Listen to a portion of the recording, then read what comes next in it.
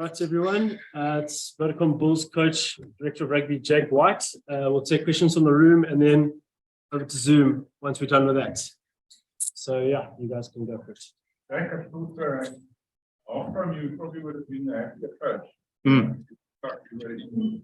Yeah, especially we played with 20 minutes with 14 guys. So how do you think how do you step away from yeah, look, to be fair, Stephen, I mean, I sort of try to think about what happened. I think we just showed moments of inexperience.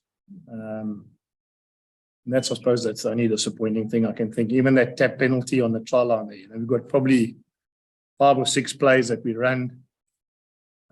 We plan and practice, and then we just tap and run the ball and knock it on. So, yeah, that area of our game, I thought,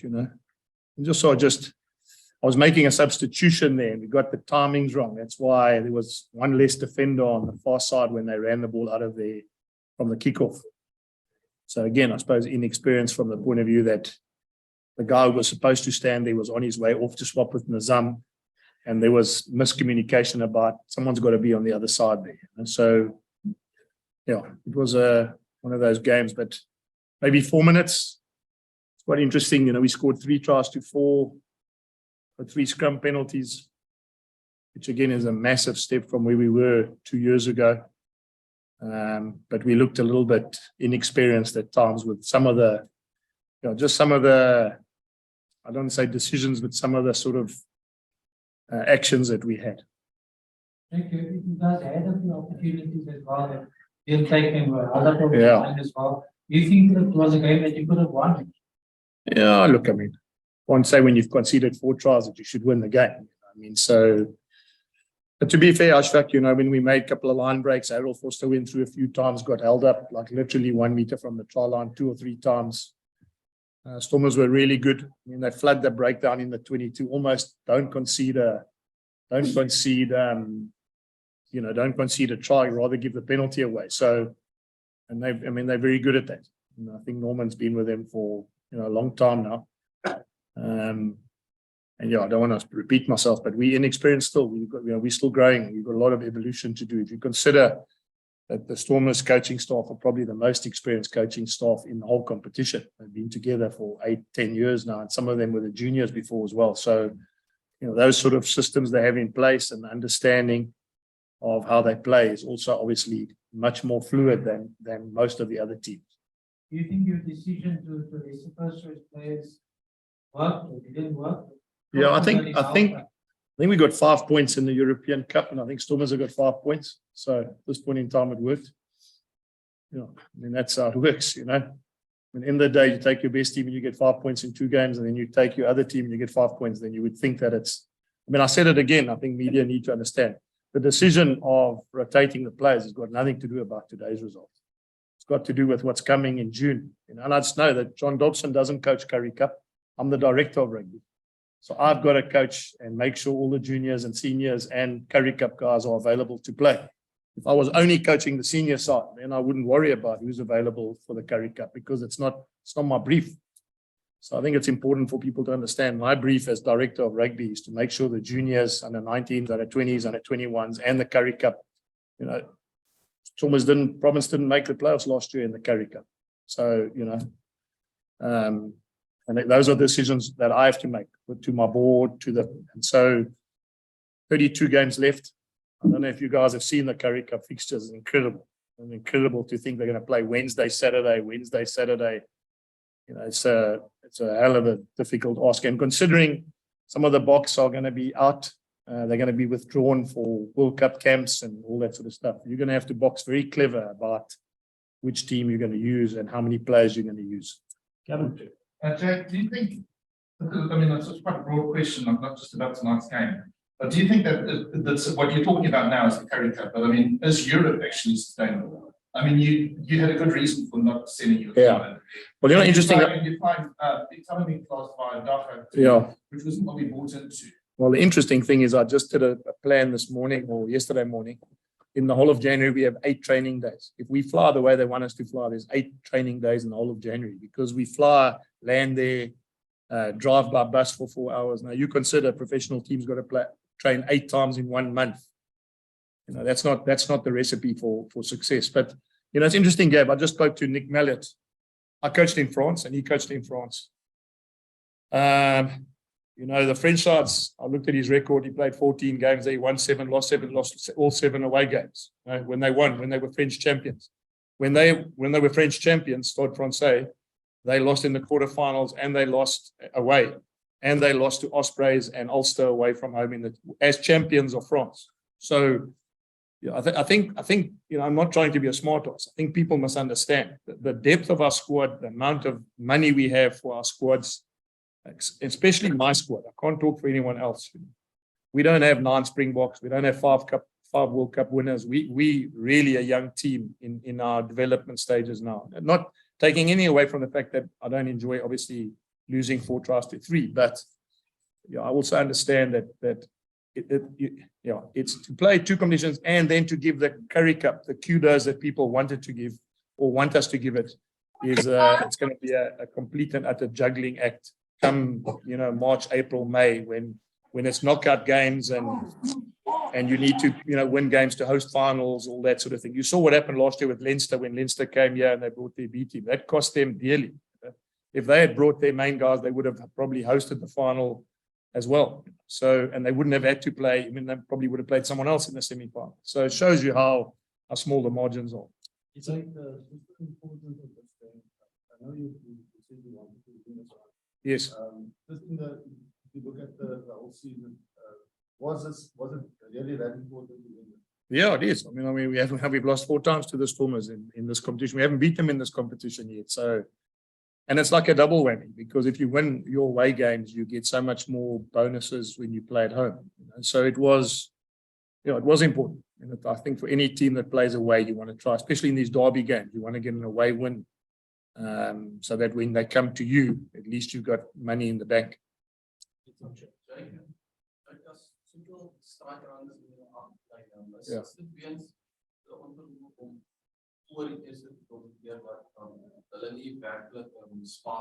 Ja. Die game gekyk vanaand. Die game gekyk. Okay, wel ek stem nie saam nie. I mean, Currie is 3, 4, 5 keer deur die gate, 12 was deur die gate gewees. Ja, en ek dink nie, ek stem nie saam nie. Ons het baie kanse gehad. Currie was ek dink 3 keer om die nek getackle. Eintlik interessant is. Ja, so ek stem nie saam nie. Ek dink ons speel so. As jy nou kyk na al die wedstryde, ek dink ons die meeste turnover drie gedruk in die kompetisie. En weer eens is 'n media persepsie wat jy nou gaan sê. Ons het blykbaar was die swakste scrum. Ons het vanaand 3 scrum penalties gekry teen een van die beste voorry in die wêreld. So I mean, daai persepsie is wat mense sê. Ons ja, ek's nie gelukkig met die uitslag nie, maar ek kan vir jou sê 3 strafskoppe te kry op scrum van waar ons was 2-3 jaar terug is vir my ongelooflik. En die feit dat ons Kainan en Currie en daai manne weer die bal gee, soos hulle vanaand gespeel het. Dit was jy weet ja, hulle gaan verbeter. Hulle is nog jonk. En Kainan is 20 jaar oud. Like you mentioned the lack of experience, but Yes. I just trying to understand what you mean by that. Okay, so let me explain to you. If you look at the pack of forwards, even though they've got some guys out, every player in the Stormers pack is older than the Bulls pack. Every player. So Kitsy's older than the Lucette, Weber's older than our hooker, Tartet's older than, both locks are older than both our locks. Dion's older than Marku. Elrich is younger than Achieva, and Carl, well, maybe he's the only guy in the whole pack that's maybe a little bit older because who's the other flanker that played tonight? Got a bit blank, eh? No, for the Stormers. So, you know, I'm saying, so age for age, I mean, we've got 6 guys in our forward pack that are 23 years old or younger. Now, that is what I meant by inexperience. When you got, you know, we still trying to build a team from where we need to get to. So that's why signing long-term deals with Ruan Nokia and long-term deals with Elrich is a plan to make sure that this group of players grows together. Guys, can we just have 1 or 2 more from the room and then we can go you spoke about the result for times losing. So what is it about the Stormers that makes them this good? And why can't you beat them? What is the reason why? No, we can beat them. I mean, as I said, you look at stats anywhere you want.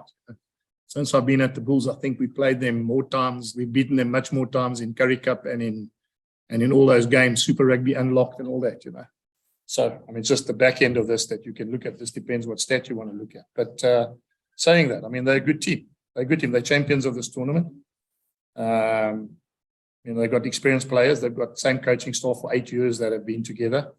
It's a massive advantage when you're competing at the level we compete And at. just your counterpart, John Dobson. Yeah. He's obviously beaten you now 4 times in this year. Yeah. No, he's not playing against me. I read the article. He said it's not about me.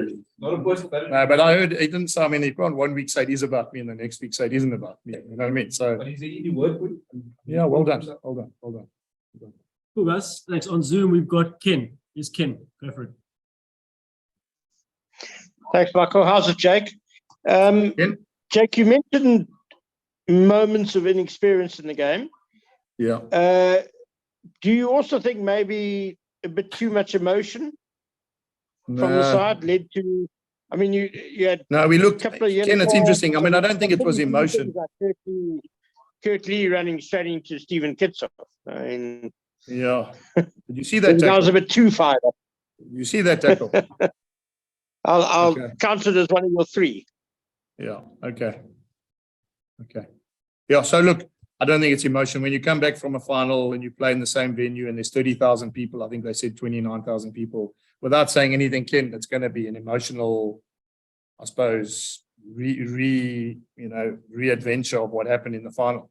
So we definitely didn't. I just say from the inexperienced point of view, tapping a free kick, you know, not taking a line out or a tap play that we've got, you know, making a substitution and not understanding they might run out of there. And credit to them. I mean, we thought they would kick from there and they ran from there, and Achieva did really well. You know, the margins are so small because when he offloaded to Ori, I think, or Dixon, he almost knocked it on. He actually knocked it and caught it again. So, and the margins are so small. He drops that ball and, you know, the game's completely different. But that's the nature of what we involved in, Ken. So I just think we looked at times like a young team, and that will have to develop, and it'll come as we grow as a group. Cool. All right. So last hand, we've got Kay Fenter. So I'm not sure what his first name is. Chris. I'm from Pretoria. Yeah. I think Caleb was before me. Oh, Caleb. His hand is not. Oh, his hand is up. Sorry, I missed that. Go for it, Caleb. Sorry. Thanks, Jake. Thanks, Lunga. Jake, quick one. You talked about when the tournament was sold to you, some of the, in terms of being in Europe, was the Currie Cup factored in terms of the calendar? Because it seems our players are now playing all year round. What's the future planning in terms of that? Because December was occasionally or usually a time when there was no rugby. Yeah. And looking at today's performance, do you think in terms of the combinations, in terms of defensively in the midfield, do you think that worked well? In terms of how the Stormers managed to find some holes in the middle of that? Yeah, Caleb, I mean, that I can only say to you, the Currie Cup is not going to go away. I mean, it's a premier competition in this country. The Bulls took it incredibly serious last year. It's a competition we value highly. I'm not sure whether or not we'll do it this year. And I say that because if it's going to be a watered down Wednesday and it's going to come at the expense of us not, you know, doing well in the URC, then we're going to have to make some calls. So, yeah, I mean, I think the Currie Cup was always going to be part of the planning. I don't think that was never not going to be part of the planning. And in defensively, they were good. I mean, Mani, you know, he opened us up there. You know, Goose shot out of the line, and Mani is a good player. You know, he's obviously on top of his game now. He's become a Springbok, and he's obviously, you know, enjoying his rugby. So, you know, the work-ons on that is we're going to have to understand that, you know, we've got to be alive throughout the game. You know, as I said, 4 minutes today, 3 tries to 4, but it sort of almost felt as though we let it get away twice. We were 13-3 down and then 34-13 down. So, and I think, to be fair, the game, it's funny how little moments make you think is maybe we should have gone for poles when we got that penalty right after half time and we kicked for touch and it only went like literally 6 meters. Maybe we should have just gone for poles, because as it turned out, you know, where that line out went out, and then we lost the line out, and then Joseph Weber got at the back, and I think we got a penalty against us there. So, but those are things that shows the inexperience, or, you know, the understanding of how hard we work to get to 13, or maybe we should have taken our chances, kicked it over from there, you know, we had a go to kick it over and then gone up Cool. Caleb, are you good there? We hand over to Chris. Yeah, Thanks, thanks, Lunga. Lunga. I might come back for a follow. Go for it, Chris. Jake, maybe a thing between you and the Stormers, the turnovers, a very lot of soft turnovers today, Yeah. soft penalties, but I think maybe the thing that summed it up for me and the thing that that must have frustrated you very much is the basic errors like kickoffs. I mean, you lost about 4 or 5 kickoffs. Yeah. Yeah. It must be Again, Chris, frustrating. that's when I talk about inexperience, just understanding where you are in the game, how hard you've worked. I mean, the first 2 penalties were 6 points for nothing. I mean, one was Ruan Mark cleaning from the side. The other one was Marku not releasing in the tackle. So, I mean, you look at it, that's 6 points before yeah. So, I mean, it's one of those things we're going to have to be smarter when we in these games, especially in these big games, to not to give points away.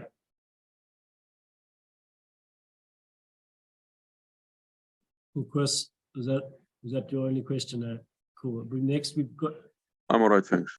You're good. Okay, cool. Ken, you've got your hand up still. Sorry, I didn't realize.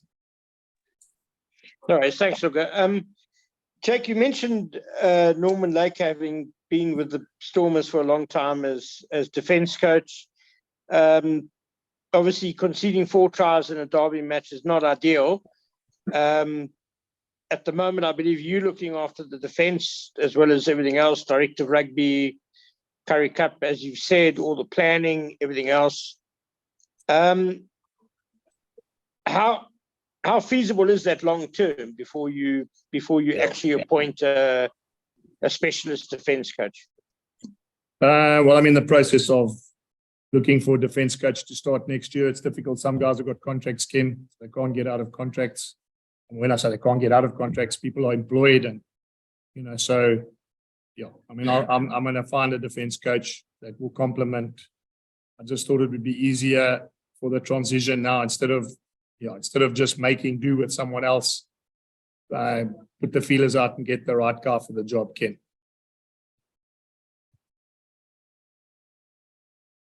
Cool, Ken. Are you good there? Caleb, your hand's still up. Have you got another question? No. Yeah, I do. Jake, in terms of you obviously juggling a big squad, do you think there's some changes or learnings you could have done today in comparison to the team that went last week to Sandy Park in relation to this team, as well as preparing for the next couple of games? Do you think there are some combinations that didn't work if you look at the 10, 12, or you're happy with how it looked out today and it was just the off day? Yeah, Caleb. Yeah, I suppose straight after the game, I'm convinced that those are the best players I've got to my disposal now. I'm not going to now write them off based on the fact that they made 1 or 2 errors. That's what I have. And we have to. That's I'm going to have to coach and get them to understand how we get better. So yeah, I don't think there's anything I would have changed. At 13 all, it's always tough here, and it's always tough in Cape Town. I mean, it's just historically, it's always a tough game, and it was never going to be any different. They're a good team, as I said. They're champions of URC. They play really well in Cape Town. So it's always going to be an uphill battle. As I said, the only disappointing thing is we just sometimes looked a little bit inexperienced in some of the actions we did. Cool, guys. We've got Jan. That will be the last question, and then we're going to let Jake hit the road. Jan, go for it. Thanks, Michael. Thanks, Jake. Mine's very short. Injury issues ahead of next week? No, I should be all right, I think. Just have to check on Kurtley. He got tackled around the neck 3 times. Just go and check and see if he's okay. Cool. Thanks. Thanks, Jake. Thank Safe you. travels back to Pretoria. Thank you. Cheers. Cheers, guys. Thank you.